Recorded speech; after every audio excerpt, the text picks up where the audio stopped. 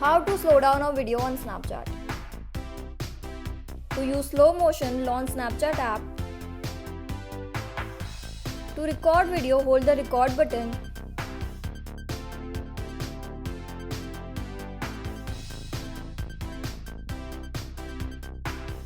You can also swipe left while holding record to go hands-free.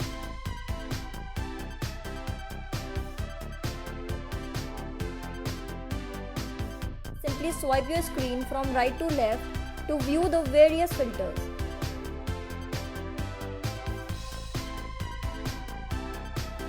The filter with the snail icon is the one you must choose for slow motion recording.